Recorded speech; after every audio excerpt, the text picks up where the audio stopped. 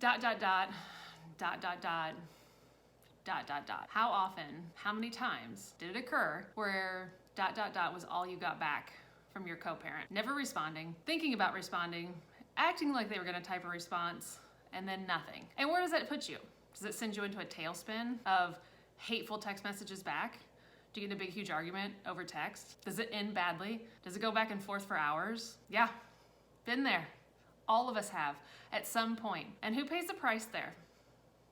You're distracted on your phone, away from your child, or you don't have your child and your child is with the co-parent who you're blowing up their phone with. And you're battling back and forth on text. We've all been there. We have all been there. In today's segment, I am going to give you 5 tips to improve your texting with your co-parent. And these are good.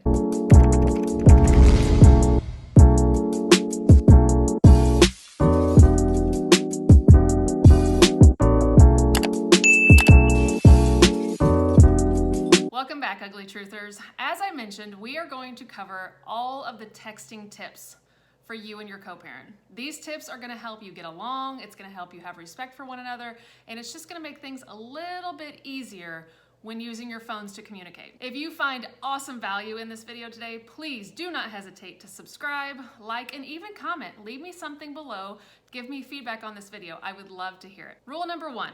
Always be timely with your response. Be respectful. Appreciate the fact that you received a text. Taking long pauses to respond typically just escalates the situation. So have some common boundaries, have some common rules between you and your co-parent about what is the expectation on time frame of responses to text. Number 2, only answer what's been asked. I think too much people get into this texting just word vomit, and you just start texting and texting and texting things. You're texting your reason, you're texting the story. No. Keep it simple, Sally. Use the KISS method. Only answer what's been asked. And you don't have to give your reason unless you've been asked for your reason. And then you only need to give these short cliff notes. Keep it simple. That's what I'm telling you. The more ad-lib that you do, you run into problems. Because something could be interpreted one way that wasn't meant one way, then somebody might get mad about something else that was said in the explanation, and then we're in a tailspin. Only answer what you've been asked. An okay is a response. When you receive an okay, they've read it, they've understood, there was no question to answer, and you typed back, okay. That is a response. It's in time, it's respectful, and it's appropriate. So okay is a response. Give time to respond. So if I were to send my ex, my co-parent, a message, I need to give him time to respond. I can't anticipate that he has his phone in his hand, that he's not busy at work, or he's not busy with the kids, or that he's not busy having a hobby or having a life. I can't imagine that he has his phone at his beck and call right in front of him every second of the day, anticipating the text message from me. That's not reality, people. Not everyone is on their phone every second of the day, especially if they have their kids. So please, give time to respond. Stop and think, are they working right now? Do they have the kids? Are they driving? So sometimes you're gonna have to respect that there isn't a response right away. So know your situation. Know what your co-parent does for a living. Know what their time frame is like. And also know, are they a phone person? Maybe they're not even a phone person. Maybe they're one of those people that sets their phone down and walks away from it for hours. I'm not like that, and you might not be like that, but your co-parent might be. Number 4, this one's gonna be a doozy for you. Sometimes it's best to actually call. I know, actually pick up the phone and have dialogue back and forth.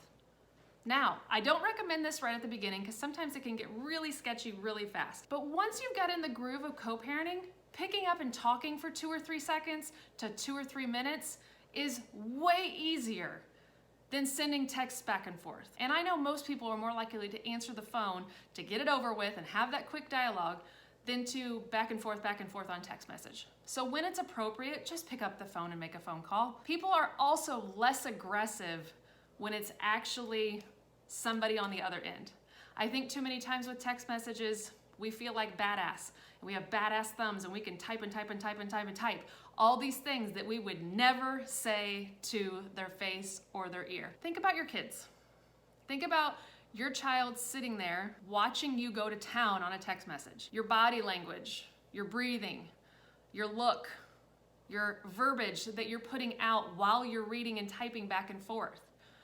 And if not you, and the child is with the other co-parent, picture what that environment is like. If you were sending a hateful text to your co-parent and there's a child at that home and they just read that, how is that coming across? Is that child getting to hear the conversation because he's speaking or she is speaking out loud? Is that parent flipping out and verbally abusing you through your text messages as you're going back and forth and that child is sitting there listening to that conversation? So I beg of you, don't go battling back and forth. And the last part of the kids is, do you want to distract the time that you have with your children going into a texting battle? Do you want to distract from the time that your ex has with your children and getting into a texting battle and pulling them away from the kids to where they're on their phones constantly and texting? No. So put the phone down. Here's my last little 2 cents. Always say thank you. Just a simple thank you.